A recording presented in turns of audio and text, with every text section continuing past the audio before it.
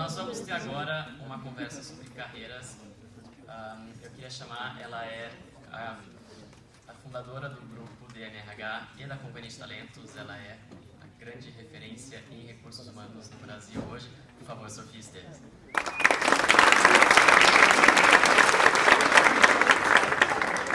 Oi, gente, boa tarde.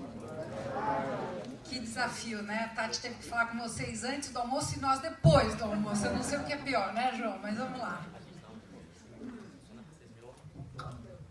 Prazer enorme estar aqui, João, Felipe, todo mundo, Rafael, lá dos Estados Unidos. Obrigada pelo convite, por estar aqui com vocês. Eu sou apaixonada por jovens. Trabalho com vocês há muitos anos e poder estar aqui com vocês foi difícil mexer toda a agenda para poder estar aqui, mas eu não podia deixar de poder dar apoio para vocês. Muito obrigado mesmo por estar aqui. E, bom, você abriu no final dos anos 80 uma empresa de consultoria em recursos humanos. E, antes de mais nada, eu queria que você contasse um pouquinho para a gente como foi essa sua história de empreendedorismo para transformar ela no que é hoje o grupo DNRH e na companhia. Tá ótimo, João. Bom, a primeira coisa que eu queria contar para vocês é que eu nunca na minha vida sonhei em ser empreendedora, né? Eu acho que tem gente que tem esse sonho de cara. Há 30 anos atrás, 30 e tantos anos atrás, isso era um outro Brasil, era uma outra realidade. E isso, eu tinha um grande sonho, desde quando eu era muito, muito pequena, que era ter um orfanato. Eu podia ver uma criança maltratada ou abandonada pela família, aquilo mexia muito comigo, e eu resolvi fazer psicologia para ter o meu orfanato.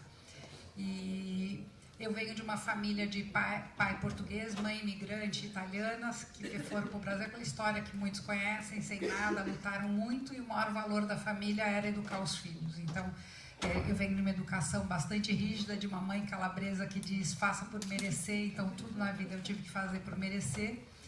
E lutando muito, trabalhei para pagar minha faculdade, senão não consegui estudar. Depois, quando eu me formei, eu tinha feito colegial em arquitetura, então eu trabalhei numa loja de móveis a minha faculdade inteira para pagar a faculdade. Quando eu me formei, ninguém me dava emprego, porque eu não tinha experiência na área de escola, eu queria trabalhar com crianças. E não consegui, só que eu tinha que sobreviver. Então, eu comecei a procurar emprego em qualquer área que uma psicóloga pudesse trabalhar. E um dia eu vi um anúncio no Estadão, que naquela época se procurava emprego por Estadão. O Dante deve lembrar que eram 89 páginas do caderno de empregos do Estadão. E eu vejo lá um anúncio de uma empresa, eu não falava inglês, e eu li manager, né, que era manager. E aí eu liguei para lá e falei, bom dia, eu tenho 23 anos, um alto potencial a ser desenvolvido, vocês não querem me dar uma chance? Aí a pessoa que atendeu o telefone riu, me passou para um cara que eu não sabia quem era, falei o mesmo speech. Ele também riu e falou, você tem pretensão salarial? Gente, eu tinha 2 calças e umas 4 blusinhas. Esse era o meu armário inteiro. Eu falei, não, eu estou pagando para quem me deixar começar, para quem me der uma chance, eu preciso começar a trabalhar. E aí, bom, resumindo uma história longa, eles gozaram um pouco a minha cara, mas falaram, já que você tem esse talento, você diz ter esse talento todo, a gente vai te dar uma oportunidade para começar como assistente de consultoria. Se você for boa mesmo, daqui a uns 3, 4 meses a gente passa para consultora. Senão você vai ficando como assistentezinha. Aí sabe aquelas nuvenzinhas, assim, desenho animado? Só tinha 2 oportunidades. Eu mandava ele para aquele lugar, que vocês podem imaginar onde é, e eu dizia para ele que eu ia provar quem eu era, e eu resolvi ficar com a segunda opção. Comecei trabalhando, ganhando menos que o salário mínimo. E em 6 meses eu era consultora sênior, em 1 ano eu era gerente, montando uma divisão de negócios novas para eles. Aí eu recebi um convite, depois de 1 ano e meio eu recebi um convite de uma outra consultoria de seleção de executivos. E fui lá fazer o projeto, me encantei. Eu comecei trabalhando com recolocação de altos executivos, transição de carreira de altos executivos, e fui fazer o contrário, recrutamento e seleção. Aí me apaixonei pelo tema. Só que num determinado tempo, uns 8 meses depois que eu trabalhava lá, eu tive uma discussão com um dos sócios que queria que eu fizesse alguma coisa que feria os meus valores e princípios pessoais e éticos. E resolvi, minha mãe italiana também me ensinou que os incomodados que se mudem. Eu, véspera de Natal, pedi demissão, super triste, porque eu adorava o que eu fazia. E aí, dia 18 de janeiro de 1988, eu recebi uma ligação de um diretor de recursos humanos que tinha me conhecido, enfim, fazendo minha apresentação comercial por essa empresa, e falou, menina, monta um negócio que você vai dar certo. Eu falei, imagina, eu tenho 2 anos de formada, nunca imaginei ser empreendedora. Ele falou, monta o teu negócio, que você pensa em RH diferente, e acho que a gente precisa de gente assim. Foi assim que começou a ADM, fazendo seleção de executivos. Então, o meu primeiro cliente já foi indicado, e 28 anos se passaram, 100% dos nossos clientes são indicados ou por candidatos que se sentem respeitados nos processos que passam com a gente, seja por outros clientes, o boca a boca entre os clientes que falam do nosso trabalho. Aí 2 anos depois, eu percebia que eu tinha saído da faculdade bem informada, mas mal informada sobre as minhas possibilidades de carreira. Eu não sabia que como psicóloga eu podia trabalhar em consultoria de RH, nem sabia que existia consultoria de RH. E aí eu comecei a fazer um trabalho voluntário. Olha, gente, eu não era nada marqueteira, né? Eu chamava PIF, Programa Integrado de Formação de Estagiário, só faltava o PAF, né? E aí eu panfletava, colocava um tênis, panfletava a porta da PUC, da GV, da USP, fazia um acordo com a escola para me ceder uma sala como essa, e gratuitamente, os alunos que se inscreviam gratuitamente, eu ia num sábado e passava 8 horas do meu dia, no sábado, falando sobre mercado de trabalho e carreira, numa época que não existia internet, né? E aí, 6 meses depois que eu estava fazendo esse projeto, eu recebo uma ligação telefônica do seu Valcir Vilas Boas, vice-presidente de recursos humanos das indústrias GC Lever, né? O Dante deve lembrar quem era. Alguém sabe quem era a GC Lever? A Unilever, né? Hoje Unilever. E ele falou, olha, eu fui lá com a minha pastinha de seleção de executivos, né? Que o que eu fazia, ele fez assim para mim, não é nada disso que eu quero saber. Trabalho com a Spencer Stuart mundialmente, ó, e com o Guilherme. Mas eu soube lá na USP, na GV, que tinha uma garota que falava sobre carreira com jovens. Me conta o que é isso. Falei, meu trabalho social. E contei. E falei, então tem uma coisa para te pedir. Nós temos um programa de trainees na Unilever desde 1964, né, GC Lever na época, né? Desde 64, eu tinha 3 anos quando começou o programa da Unilever no Brasil. E nós estamos em 1990, eu quero terceirizar esse processo seletivo que está ficando grande demais, mas não existe consultoria que faça isso no Brasil. Você não quer fazer? Eu falei, pois é, mas eu não sei fazer, né? Teria até vontade de aprender, mas para te dizer bem a verdade, não sei nem direito o que é um trainee.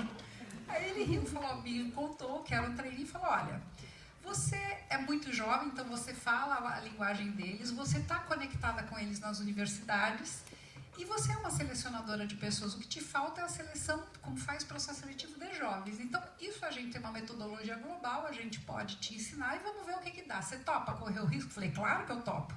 E entrei no primeiro dia de uma sala de dinâmica de grupo a conduzir um processo seletivo sem absolutamente nunca ter feito, né? Então, comecei, logo de início eu já percebi que tinha algumas coisas que eu não concordava da forma com que eram feitos os processos seletivos. E aí começou a minha eterna guerra por discutir o que é talento, o que significa, se faculdade, se nome de faculdade divide o que é um talento do que não é um talento, se idioma divide o que é um talento do que não é um talento, enfim, aí é uma discussão grande.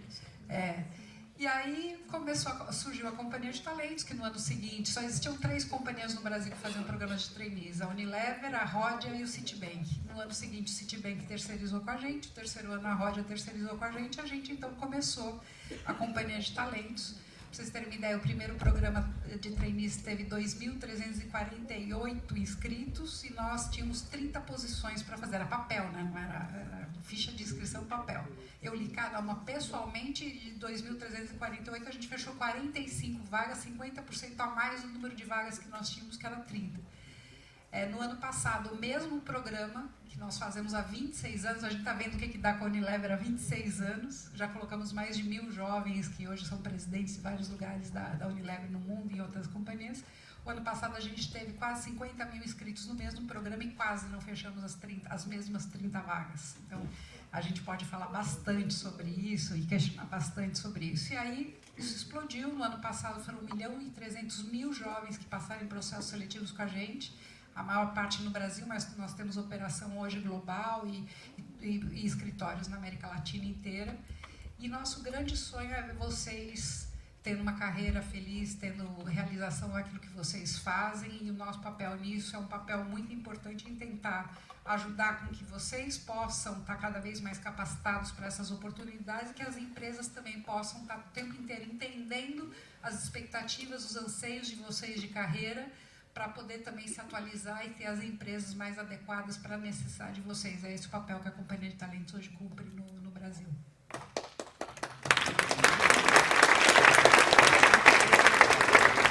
Essa questão de talento, eu imagino mudança nessa definição de Opa, talento pela muito. parte das empresas. Eu queria que a gente conversasse um pouquinho sobre isso. Até que ponto que o tradicional, a escola de onde você vem, a quantidade de idiomas que você fala, vem sido mudado por outras qualidades que são requeridas hoje de quem sai da faculdade. Aqui a gente tem um público de 21, 22 anos, boa parte procurando estágio. Bem-vindos, né? Depois Então, o que mudou de um tempo para cá e qual que é a tendência em termos de o que as empresas estão esperando de alguém que está recém-formado? Ótimo, João. Acho que assim, nesses 26 anos que nós conduzimos os grandes programas, seja, hoje nós somos a única consultoria no mundo que atende o Google. Google não terceiriza projetos deles, a gente faz o Google na América Latina, o Facebook também não externaliza e somos nós que fazemos. Mas o que a gente mais percebe, há 26 anos atrás, tinha um paradigma no mercado, que era assim: se você for de uma universidade de primeira linha, você é inteligente. Se você é inteligente porque conseguiu passar num vestibular difícil, você é bom profissional também. Vocês concordam com isso? E essa foi a minha primeira briga, né? Não mais. E assim, existe hoje uma defasagem ainda grande de escola para escola, mas a grande mudança, assim, o talento de fato...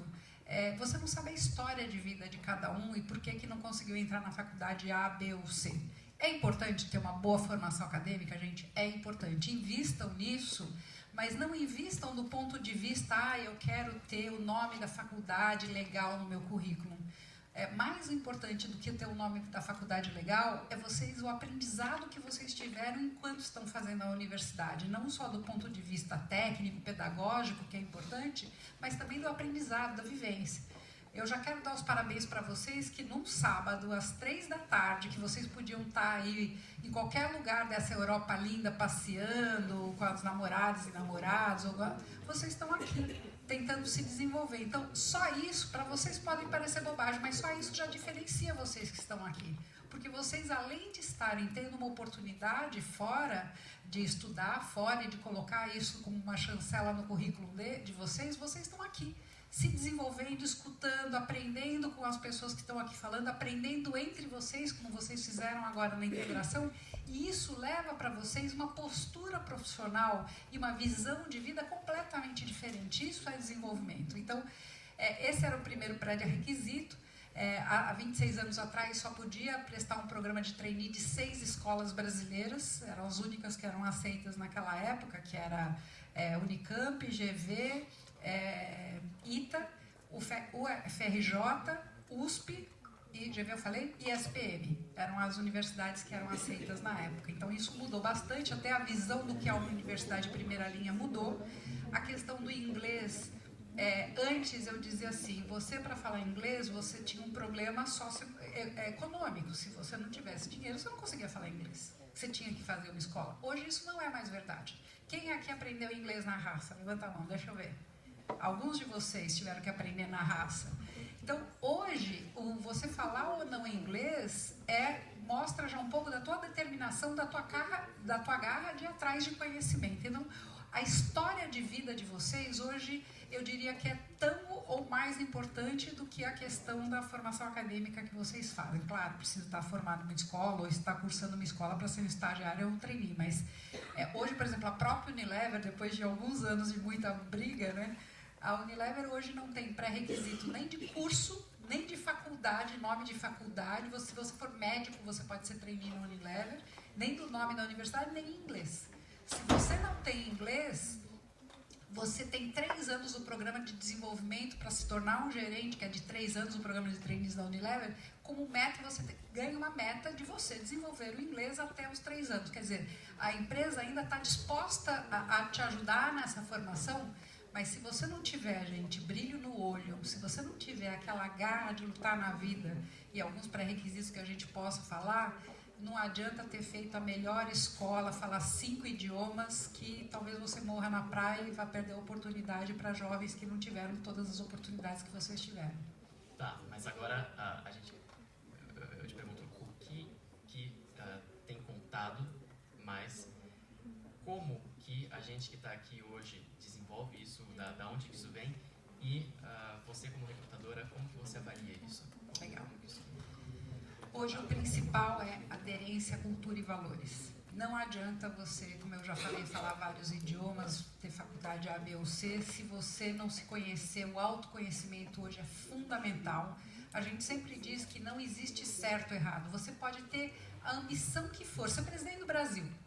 Ok, tudo bem, sei que hoje muitos não têm essa ambição, mas a gente gostaria, tá? Por favor, queiram ser presidentes do Brasil. Eu estava falando com meu marido e meu filho, como, assim, se eu queria ou não ter um filho presidente do Brasil, né? É um dilema, mas assim, a gente precisa mudar isso. Mas você ter a ambição que for de ser o maior empreendedor, ou de ser presidente, como Dante, de uma companhia tão grande como ele foi, essa ambição não está errada. O que está errado é você não se conhecer e não buscar se desenvolver para chegar no seu sonho. Qual é a trilha, qual é a carreira? Então, aderência, cultura e valores. E quando você chega num processo seletivo, você acaba, às vezes, se iludindo com o nome da companhia. Ah, eu quero a companhia A, B ou C porque é famosa, ou porque está na mídia, ou porque é a que melhor paga e não sei o quê. Mas se não tivesse teu sangue, teu DNA, não tiver no DNA da empresa, se vocês não falarem a mesma língua, vocês não vão ser felizes lá dentro. Então, essa importância de vocês se conhecerem para poder fazer boas escolhas é fundamental. E, além de valores e cultura, é a tal das competências comportamentais. Nós fizemos no ano passado, isso me tira o sono, tá, gente? Eu contei para vocês mais de 1.300.000 jovens e nós quase não fechamos 6.000 posições de trainees para as grandes companhias brasileiras. É desesperador isso, chega a ter 2.000 candidatos por vaga e a vaga não fechar. E aí, quando a gente vai olhar o que reprovou, claro, tem uma boa maioria que reprova na parte de idiomas, porque 90%, 95% das empresas exigem o idioma inglês e algumas hoje até exigem espanhol também. Mas tem uma parte que são as competências comportamentais. Os maiores motivos que reprovaram os jovens nos processos seletivos foi capacidade de análise e sustentação pessoal. Ou seja, se eu não tenho um conhecimento, ou se eu não sei, eu não tenho uma capacidade de argumentar, de fazer a amarração daquilo que eu estou pensando, porque se eu tenho um conhecimento muito superficial, o primeiro colega que na discussão em grupo vier e falar alguma coisa diferente do meu, eu me perco e não sei continuar da argumentação para continuar desenvolvendo o meu raciocínio. Então, essa parte de resiliência que o Marcos Stefanini falou é fundamental e hoje, né, a gente, eu acho que também vai falar um pouco, é a capacidade de se adaptar. É fundamental, porque nós terminamos agora, João, um estudo chamado Futuro do Trabalho. E nessa pesquisa foi uma pesquisa global que nós fizemos tanto com a Ásia, Europa, Estados Unidos e Brasil, olhando para onde está indo o mundo do trabalho. Vai diminuir muito a oferta de emprego para vocês de CLT, carteira assinada, do jeito que vocês conhecem, porque vão ter hoje times de projetos, com os times são contratados, hoje várias empresas já estão trabalhando assim, contratam um time especializado num determinado, que é um diferencial que ele tem de conhecimento, e o time inteiro é contratado para um projeto. Na IBM, por exemplo, a IBM tem 450.000 funcionários no mundo inteiro. O que eles têm mapeado, pelo Watson, eles têm mapeado, o Watson é um computador deles com inteligência, como chama? Artificial. E aí eles têm lá mapeado todas as características comportamentais, expectativas de carreira, possibilidade, aquela pessoa tem mobilidade geográfica ou não, qual a expertise técnica que esse profissional tem. E eles aí fecham um projeto em Singapura, eles vão olhar qual é o projeto e quem no mundo inteiro tem as melhores expertises, expectativas e anseios para estar naquele projeto. E eles montam o time global, da onde você estiver, montam o time. E nesses times, um dia você é líder, outro dia você é liderado. Um dia você está encabeçando um projeto, outro dia você está lá lavando o prato do projeto. Quer dizer, essa capacidade de adaptação hoje é uma coisa que vem muito forte, que a gente sente às vezes dificuldade de perceber isso em vocês. Mas, tá, só pensando nessa capacidade de adaptação, eu acho que vai bastante com o que o Ellison falou hoje cedo também. Aqui a gente tem um público que saiu do Brasil, que veio de lá fora e teve que se adaptar não somente à questão de língua, à questão de cultura, mais a alimentação, mas também é um modo de pensar diferente e é um modo um sistema de ensino diferente. Eu dou o exemplo da França, que o Ellison falou, a matemática é triste. É complicado e assim, e não é por e não é porque é simplesmente porque é diferente, é simplesmente porque é uma outra forma de enxergar, uma outra forma de ver que a gente tem que se adaptar aqui e viver assim. Como que isso hoje é valorizado no mercado de trabalho e como que isso consegue ser avaliado e como que isso é valorizado pelas empresas? Legal. Hoje, muitas empresas, elas pedem para a gente colocar na própria ficha de inscrição de vocês online se vocês tiveram ou não experiência internacional, né? E eu sempre brinco, porque eu digo assim para os jovens, olha, principalmente na França, eu digo assim, se você não conseguir explicar o que você trouxe na tua bagagem de volta, que não seja, foi muito legal estar com Mickey Mouse e coisa parecida, nem coloca que você teve essa experiência internacional. Porque mais importante do que saber... 2 malas 32 quilos cheias de eletrônico, de coisas importadas, né? Mas o que a gente quer saber é como você aproveitou este momento de ter uma vivência, porque vocês aqui, vocês estão tendo que aprender o quê? Lidar o dia a dia sem o pai e a mãe perto para resolver problema para vocês, certo? Lavar roupa, cozinhar, né? Meu filho tá um expert em cozinhar, então essa experiência para vocês traz um amadurecimento que vocês não percebem, mas que é fundamental. E se vocês puderem aproveitar essa oportunidade para discutir as diferenças culturais que vocês viveram, os tipos de estilos de vidas diferentes, por que o europeu é de um jeito, o americano, enfim, trazer na tua bagagem, de fato, essa experiência de poder fazer contrapontos e análises mais globais, isso vai fazer toda a diferença no processo seletivo.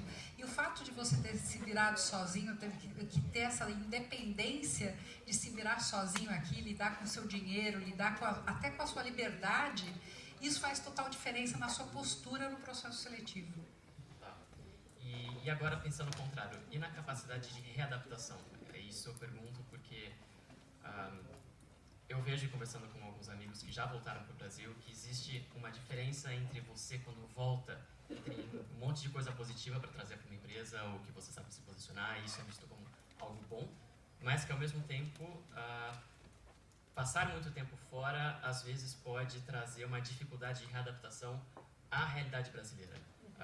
Primeiro, queria saber se você concorda com isso e como que isso é trabalhado nos profissionais. Eu concordo com isso, eu vejo muito isso acontecer, mas eu acho que é muito particular de cada um como você lida com as oportunidades que você teve. Eu vejo muita gente que veio estudar fora e quando volta acha que é melhor que os outros. Então o tombo vai ser maior, né?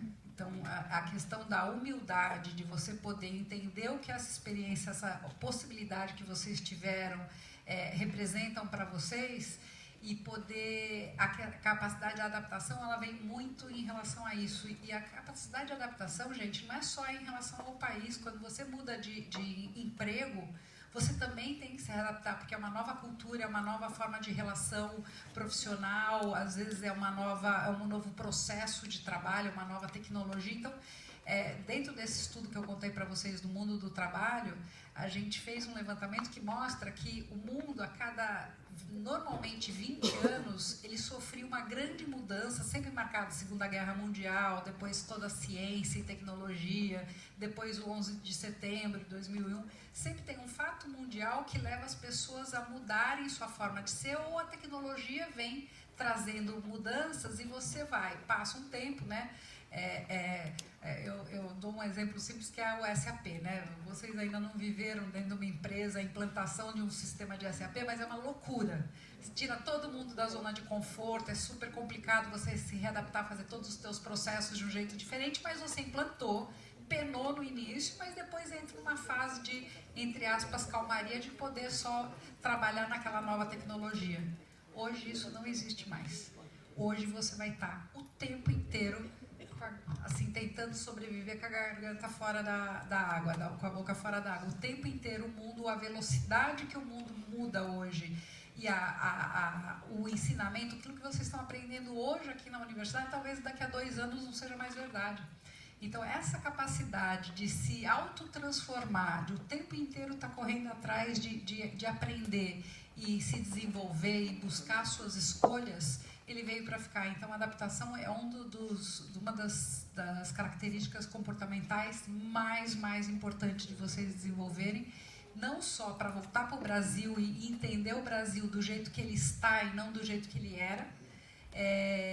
Não dá para comparar como é a vida aqui e dizer, lá era melhor ou pior. Cada um tem ônus e bônus, todas as culturas, todos os países ou todas as empresas têm coisas positivas ou negativas. O que a gente precisa entender eu faço sentido nessa cultura? Se você tiver um pensamento parecido com aquela empresa, você vai sofrer menos lá. Se você for e ficar querendo bater em ponta de faca, achando que você vai mudar a realidade da cultura, dependendo do que você não muda. Então, os incomodados é que tem que se mudar e não ficar numa organização que não está feliz. Mas mais importante é vocês poderem escolher que o processo seletivo, gente, é de mão dupla. Vocês também, quando estão no processo seletivo, vocês também têm que avaliar se a forma com que a empresa está tratando vocês, o tipo de informação que a empresa passa a vocês desde o hot site, o tipo de processo seletivo que ela está construindo, ela conta sobre vocês, sobre a empresa. E vocês têm que estar atentos a isso. Os gestores das empresas estão envolvidos ou não? Pode estar lá a Companhia de Talentos ou outra consultoria ajudando, mas como é que é o envolvimento da empresa no processo seletivo? Isso conta da empresa para vocês. Vocês têm que entrevistar a empresa também, com humildade, mas vocês também têm, porque é a vida de vocês, é a carreira de vocês. Vocês podem ser mais um para aquela empresa, mas aquela empresa pode ser a carreira de vocês, a chance de vocês. Então, essa capacidade de adaptação... não tem jeito, gente. É o tempo inteiro, vocês têm que estar muito, muito atentos a isso. Se eu pudesse deixar um recado, é esse. A flexibilidade, a adaptação é fundamental. E você acha que isso é uma das grandes dificuldades hoje para quem quer voltar ou para quem está mudando de empresa, dessa geração, da nossa geração? Eu acho que porque... Por quê? O que eu sinto, né? Eu contei para vocês aí que me tira o sono quando eu vejo o número de jovens que não são aprovados nos processos seletivos e com tanta vontade, com tanto desejo, né, de poder entrar. Uma colega, cadê você que estava falando comigo lá fora sobre os jovens que não se inscrevem, não recebem informação sobre o processo seletivo? Ela acabou de sair. Acabou de sair aqui. Ela saiu? Tá. Então vocês contam que eu respondi a pergunta dela, que é o Bebê Cores. Eu acho que é fundamental vocês poderem hoje se preocupar com essas questões, mas assim, o fundamental mesmo, gente, é vocês poderem fazer boas escolhas, vocês olharem e valorizarem aquilo que vocês são, as histórias de vida de vocês, a família de vocês, o que aprendizado vocês tiveram dentro da cultura e da família que vocês vieram, e respeitar isso.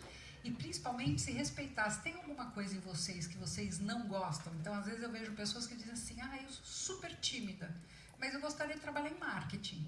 Bom, marketing é uma área que vai te exigir uma habilidade de falar com mais pessoas, fazer apresentações e tudo mais. O fato de você ser tímida é uma coisa que te incomoda, faça o que você... Tem várias coisas que você pode fazer para desenvolver essa habilidade em você. Se você gosta de ser como você respeite isso e busque uma área de atuação, busque um tipo de empresa que valorize essa tua forma de ser. Então, essa busca de você próprio é super importante. E se inscrever no processo seletivo, não para atirar para todos os lados, às vezes pelo medo de não conseguir um emprego. Se você participar de menos processos seletivos, mas estudar sobre a empresa, pesquisar, entender como é o ambiente lá, vir preparado para o processo seletivo, você vai precisar de menos oportunidades para arrumar um emprego legal, um emprego que tenha a ver com vocês. Eu vou fazer mais uma pergunta antes da gente abrir para perguntas. Eu acho que tem bastante gente que estava lá com você. A gente conversou um pouquinho na Brasovski em Chicago com a Maíra e com o José Minarelli e eles falaram muito sobre a importância do networking, e essa é uma das missões da Brasa, de unir essa comunidade brasileira que está no exterior ainda em um ambiente universitário. Da onde você acha que vem essa importância do networking, se ela está mais relacionada à busca de oportunidades ou então ao desenvolvimento de algumas habilidades, ainda pensando que o embaixador falou sobre isso hoje cedo, que nós estamos aqui para isso. Até que ponto que você acha que o networking pessoal de cada um é decisivo na carreira profissional?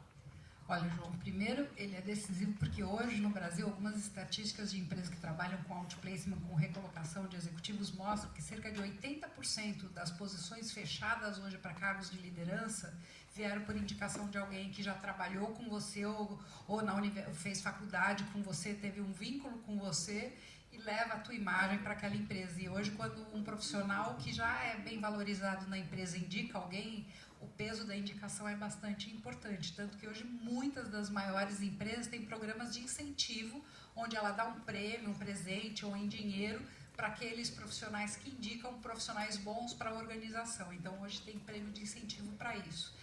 Agora, o network, eu acho que a importância do networking é assim, ele não pode ser a causa, eu vou fazer um networking porque isso vai me abrir portas lá na frente. Ele tem que ser verdadeiro, ele tem que ser sentido, né? Semana que vem até eu fui convidada por uma grande revista lá no Brasil para contar um pouquinho como é que eu faço meu network. Eu sou uma pessoa muito relacionada, mas porque eu gosto de pessoas.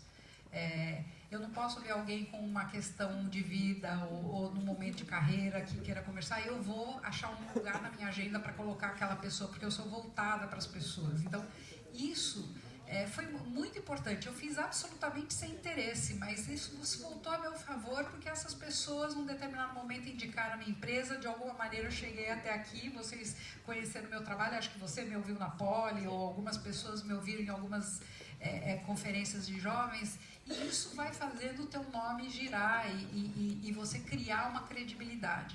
Mas tem que ser, não dá para você vir trocar cartãozinho só já escrito na cara que você está fazendo aquilo por aproximação, por interesse. Tem que ser genuíno. Vocês têm que pensar que aquela pessoa um dia pode te abrir uma porta, mas você também pode abrir uma porta para as pessoas. E às vezes aquela pessoa que você não imaginava vai abrir uma porta para você que você nunca, pensou na vida que aquilo podia. A Vicky Bloch, que é uma grande consultora de coaching de presidentes lá no Brasil, ela conta de um caso de um assessorado, uma posição de uma alta numa grande organização, e ele estava num momento de transição de emprego, e ela diz assim, bom, vamos falar seu networking, a lista de pessoas que você convive, que você pode agora. Não, eu não conheço ninguém, eu não tenho, não sei o quê, papapá. E ela, não é possível, você não quer que se exercia, quem são as pessoas que já trabalharam, que a gente pode estar aí para você voltar a se relacionar, para te indicar para alguma empresa e tal. E ele disse que ele não conhecia, e um dia ele chega de pé quebrado. Aí ela, nossa, você quebrou o pé? Quebrei o pé. Como é que você quebrou o pé? Eu quebrei o pé jogando futebol. Você joga futebol? Como? Eu jogo toda semana, com um grupo e tal. Ela falou, e o pessoal do teu futebol não é networking? Não, são meus colegas de futebol, né? E aí ela conversando com ela falou, você já contou para essas pessoas do futebol que você está numa transição de carreira, que você gostaria de mudar de empresa e tal? Ele falou, não. Ela falou, por que você não tenta? O resultado foi de lá que ele conseguiu uma nova colocação. Então, às vezes, a gente nem percebe as oportunidades que o colega aqui do lado de você pode amanhã tá te abrindo, e isso, a energia cósmica faz, eu não sei como direito, mas a energia cósmica faz que as coisas aconteçam. Pode ser negativo. Quando você, eu brinco, eu tenho a síndrome do dinossauro do bracinho curto, saca, na escola, quando você nunca quer fazer o trabalho, colaborar com os colegas e que depois coloque teu nome no trabalho. Então, esses são os bracinhos curtos que, com certeza, o síndrome de Horácio, vocês não são da época do Horácio, que era um dinossaurozinho que tinha um bracinho pequenininho. Quando você, dentro da tua turma de faculdade, é visto como aquele que não sabe colaborar, que não sabe trabalhar em time, que não é parceiro, tal, pode se virar contra você nesses momentos. Então, isso é fundamental. Ou mesmo no mundo do trabalho, quando é aquele que você só vê os teus objetivos individuais e não está pensando no time como um todo, isso com certeza pode te fechar portas. E eu vejo muito, às vezes, um profissional que a empresa me diz, tal fulano, eu não vou chamar processo seletivo porque na outra empresa eu já trabalhei, ou eu sei que ele é assim, assim, assado. Então, esse é um networking negativo. Bom, vamos então abrir para perguntas do pessoal. Eu vou pedir para levantar a mão e falar o nome e a faculdade de onde vem e o que estuda, tá? Para a gente fazer as perguntas. Então, Tatiana levantou a mão. Tatiana.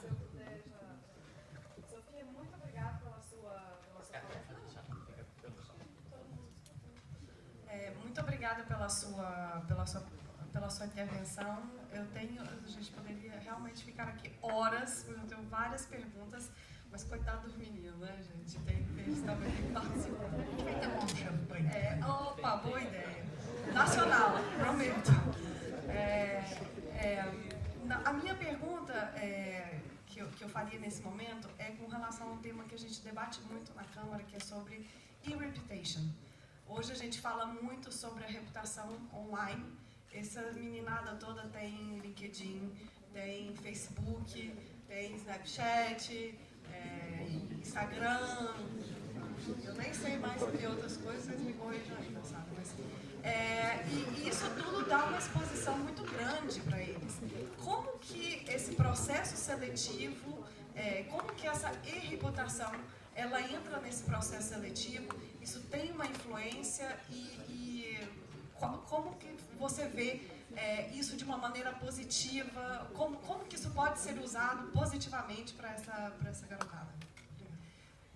Super pertinente a tua pergunta, Tatiana, porque eu digo assim, tudo aquilo que você colocar na internet, você tem que se perguntar antes, eu contaria isso para o meu empregador, eu contaria isso para o meu pai e para a minha mãe. Então, assim, tudo aquilo que vai para a rede é pública. Portanto, ele pode ser a teu favor ou contra você. E você tem que dormir bem com isso. Então, eu digo, às vezes as pessoas me perguntam assim, eu sou cheia de tatuagem, eu gosto de usar piercing no nariz, isso me atrapalha no processo seletivo? Bom, não vai arrumar um emprego num banco alemão, porque provavelmente ele não vai te contratar. Por quê? Porque a cultura, né, numa empresa muito tradicional, talvez não esteja ainda adaptada a um novo estilo de vida e tal. Então, a gente tem que sempre aquilo que a gente vai postar numa rede social, a gente tem que pensar, porque eu particularmente, a Companhia de Talentos, a gente se nega a fazer pesquisa para olhar no teu Face ou em alguma coisa que você faz, se você estava bebendo com um copo na mão ou não, e se isso vai contar no processo seletivo. A gente usa muito sim as redes sociais a favor de levar a informação até vocês, quais empresas têm posições, o que são essas empresas, para ajudar que cheguem as informações até vocês, mas não olhar vasculhando para olhar lá se fez, se não fez. Tem muita gente que faz. Então, assim, eu acho que a vida privada da rede social deveria ser, mas tomem cuidado, né? Não vão exagerar naquilo que vocês colocam. Se é alguma coisa que você vai se envergonhar no dia seguinte, gente, não poste. E evite que os amigos de vocês postem, porque a gente pode não levar em consideração, mas muita gente leva, assim, em consideração. Mais perguntas? Sim. Nossa, tá. Você no microfone? Sim. Você. Oi, meu nome é Vinícius, eu sou da Universidade de São Paulo. É um prazer estar aqui com você.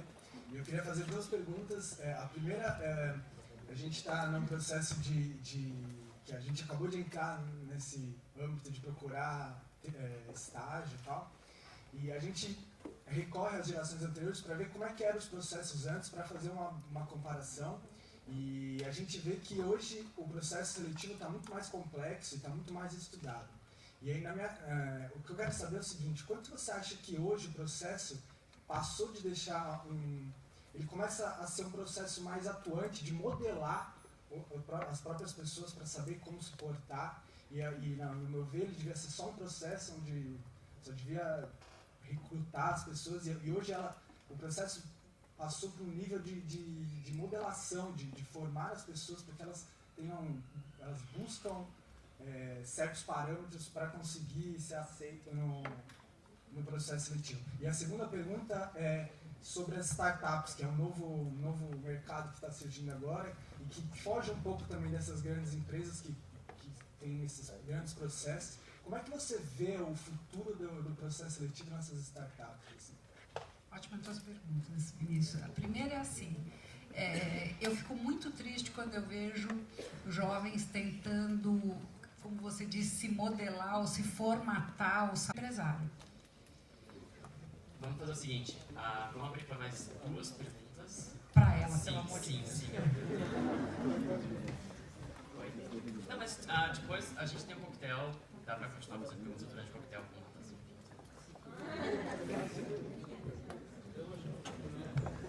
Vou fazer o seguinte, eu também vou deixar com vocês meu telefone, meu e-mail. e vocês podem até... Só um pouquinho, João, eu queria fazer uma pergunta para vocês, uma enquete. Quantos daqui pretendem voltar para o Brasil e trabalhar no Brasil? Levantar a mão. 50%, mais ou menos. A parte daqui levantou pouco a mão, essa parte levantou mais do que essa parte aqui. Quem daqui já tem ou pretende ter um negócio próprio assim que se formar, levanta a mão. Uns 10%, 20%. Quem pretende, então só para a gente ver, quem pretende ficar na Europa ou em outro lugar que não seja o Brasil para desenvolver a carreira? Só para a gente ver o número de mãozinhas. Uns 30%. Tá, joia. Então eu vou, para que todo mundo que quiser tá em algum programa desses, eu vou deixar o meu nome, o meu e-mail, e a gente hoje está desenvolvendo com as universidades, as 4 principais universidades lá de São Paulo, um programa que a gente começa junto com a escola e com 10 empresas. No primeiro dia de aula, vocês já passam, no primeiro ano de faculdade, por um processo de avaliação de competências e atitudes e valores. E a gente vai desenvolvendo as principais competências que o mercado busca, junto com a escola e com as empresas, ao longo dos anos de faculdade de vocês, refaz o assessment no meio do curso e depois no final do curso, onde vocês já saem com um relatório de valores e cultura de vocês, e isso vocês podem apresentar como se fosse um certificado de vocês de desenvolvimento. E depois eu vou estudar com a Brava como é que vocês que estiveram aqui fora podem se engajar nesse projeto e quem quiser fazer esse projeto lá com a gente, tá bom? Vai lá, pode perguntar. Então, eu leio muito falando que nós somos a rabeirinha da geração da frustração. Rabeirinha da geração da frustração. Muito pela questão de nos terem vendido a ideia de um sucesso imenso e disso ser tão grande, tão forte na nossa mente, que muitas vezes a gente chega nessa situação de sucesso e não consegue reconhecê-lo como sucesso. E eu queria saber como que anda a questão das empresas e da questão do RH em termos de recrutamento e de acompanhamento de pessoal para lidar com a nossa situação, com a nossa geração. Olha, eu digo para todo mundo que vocês são fruto, né? Quando os executivos, as empresas começam a criticar muito vocês, dizendo que vocês são infiéis, impacientes, insubordinados, tem um monte de in para vocês, né? Aí eu digo assim para eles, eu não sei se vocês sabem, esses jovens que vocês estão criticando não vieram de Marte, Vênus e Plutão. Eles são nossos filhos, made in us, né? Bem made in us. Então, assim, portanto, vocês são frutos das experiências que vocês viveram na vida.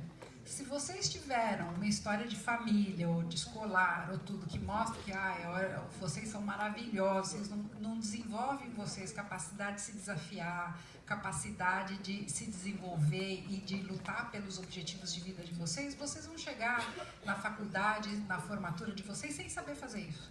Um dia, uma ótima história rapidinho, João, eu vou contar de um garoto que ele fez 4 intercâmbios, ele fez uma das principais escolas do Brasil, fez 4 intercâmbios, falava 5 idiomas diferentes, e no dia da dinâmica de grupo de uma grande companhia, ele virou e falou assim, meu nome é fulano de tal, não sei o que, eu estou perdido. Nossa, coisa boa para se falar na primeira coisa que ele fala numa dinâmica de grupo. E aí depois, em todo o processo seletivo, eu percebia que ele entrava no grupo, nas discussões em subgrupos, apresentava uma opinião dele e se afastava. Não continuava. Eu falei, nossa, fiquei tão intrigada com o perfil, porque você via que ele tinha um potencial, mas ele não conseguia evoluir naquilo que ele falava. E aí ele foi reprovado no processo seletivo, mas eu dei meu cartão para ele e falei, vai me procurar. Tal. E aí ele me contou, eu falei, por que você disse aquilo? Ele falou, olha, Sofia, eu fiz tudo o que meu pai me exigiu fazer. Meu pai me exigiu os idiomas, meu pai me exigiu, ele que escolhia o país que eu ia, onde eu ia e tudo mais, e agora eu não sei o que eu faço com tudo isso. Ele não sabia dar significado a nada das experiências que ele teve. É a mesma coisa de vocês estarem aqui e vocês não saberem contar por que vocês estão aqui, né? E aí a gente foi conversando, e o menino era inteligentíssimo, e no dia da formatura dele, para alinhavar esse pai, no dia da formatura dele, o pai virou para ele e falou assim, agora chegou a hora de você me dar o retorno sobre o meu investimento. Ou seja, ele se sentiu uma letra de câmbio, né, ao portador, né? Então, às vezes a família, sem querer, prejudica vocês. Ou então o oposto contrário, diz, filhão, filhona, vai aí, eu quero que você seja feliz e então te dá dinheiro para você fazer tudo o que você quer, não te põe limite em nada, porque você tem que ser feliz. Também eu não estou te colaborando para você se formar e se conhecer e buscar teus objetivos de vida, teus desafios. Porque desafio, dinheiro não compra. Né? Tem coisas que o dinheiro não compra. Então, eu acho que vocês sim vieram de uma geração de que viveram um pouco a frustração e aí não sabem lidar e não sabem reconhecer os sucessos de vocês, ou não sabem valorizar, ou não sabem nem o tropeço, porque errar te faz crescer. Ninguém nasce sabendo. É através dos erros que você também se desenvolve. Então, eu acho que isso está mudando um pouco. Eu sinto as famílias também mais próximas. Eu sinto principalmente um gap enorme de formação do ensino de base.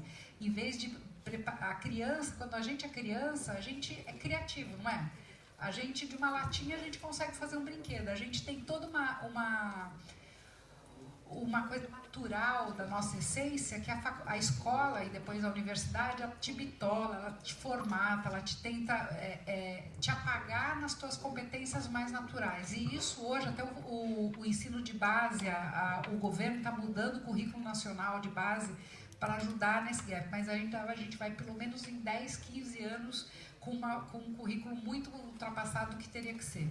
Agora, a família é fundamental e vocês, independente da família e da história de vocês, têm que buscar as histórias de vocês e fazer a realidade de vocês. Vão acertar, vão errar, mas acertem e errem, gente, pelas escolhas de vocês, não pelas escolhas dos pais de vocês, dos professores de vocês. Porque errar em cima de uma decisão nossa vai doer, mas pelo menos você vai olhar e vai dizer assim, eu tentei aquilo que eu achava que era melhor para mim. Quando você erra, ou quando você não é feliz porque você seguiu aquilo que o outro queria de você, dá um vazio enorme. Então, erre e acerte em cima das escolhas de vocês. Uma última pergunta. Quem? Nossa, acabei de uma forma tão trágica que eles ficaram... Não, de novo, gente. A gente pode continuar conversando depois, mas a gente tem um timing. Já chegou o próximo palestrante, senão danço cancan aqui, se ele chegar. Tá esperando ali na porta. Tá esperando. Ixi. Oi, Sofia. Eu sou o Marcelo, estou na Universidade de Oxford. A pergunta é que, assim, a gente, como é jovem, está no processo de descobrimento, de descobrir quem a gente é, descobrir nossa personalidade, o que a gente gosta de fazer, o que a gente não gosta. E muitas vezes no processo seletivo, eles perguntam, você gosta de, sei lá, um lugar pequeno, ou trabalhar numa empresa grande, ou trabalhar com o pessoal mais perto, ou trabalhar sozinho.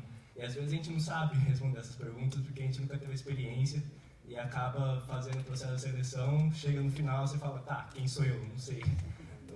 Estou numa crise existencial. Como é que o pessoal do RH vê isso? Olha, Marcela, eu acho que você tem que colocar absolutamente a verdade. Colocar, eu nunca tive essa experiência, portanto eu não sei. Então eu estou no momento de me desenvolver, de me aprender. Vou te contar uma situação engraçada que aconteceu comigo. Nessa empresa que eu fui contratada para trabalhar com o Hunt lá no meu início de carreira, uma das perguntas que o meu chefe me fez quando eu era candidata foi assim, você namora? Namora, eu tinha 25 anos de idade. Namora, e o que seu namorado faz? Eu falei, ele é engenheiro civil. Engenheiro civil. E se ele for contratado por uma obra em Manaus e queira casar e te levar para Manaus, o que você faz? Você casa e vai embora e abandona o emprego ou você larga o namorado e fica? Não, vai mandar ele, né? Sabe o que eu respondi para ele? Falei, senhor fulano de tal, isso aqui nem a morte, a gente só sai passando. Se eu falasse que eu largava o emprego, eu perdi a chance de entrar na empresa. Se eu falasse que largava o namorado para ficar na empresa, porque babaca sou eu, né? Então, que namorado é esse? Então, é que nem a morte, a gente só passa passando, só vai saber passando. Então, responde que você não sabe, que você está no momento de experienciar a tua carreira. Seja sincero com você. Toda vez que você for sincero com você, seja dando uma resposta, não sei, ela vai ser muito mais válida de você colocar uma resposta e depois na entrevista isso vai vir à tona de alguma maneira e você, como não veio da essência de dentro, você não vai saber sustentar. Então seja você próprio. A melhor ideia que eu tenho para vocês é essa. Não liguem se estão dizendo que o processo seletivo é assado. Sejam vocês, porque se vocês respeitarem, a chance de vocês serem aprovados aumenta demais. Prazer estar aqui. Quero dizer para vocês que fazer parte da Brasa é muito legal. Vocês têm a oportunidade de estar aqui, de estar desenvolvendo. Eu tenho certeza que hoje o João estava super nervoso, mas ele está aprendendo a... Nunca fui jornalista. Nunca foi jornalista, nunca. Fiz engenharia, isso eu nunca fiz. Imagine eu sem entrevistar, sempre sou eu que entrevisto, né? Também não é fácil, mas a gente aprende. E você está se desenvolvendo nas suas habilidades, é isso aí, gente. Corra, lutem pela felicidade de vocês, lutem pelas crenças e valores de vocês, não abram mão nunca disso por ninguém, por nada nessa vida. E sejam tão felizes pessoal e profissionalmente, que uma coisa também não vem sem outra, como eu sou. Muito obrigada por terem me ouvido e por terem me convidado.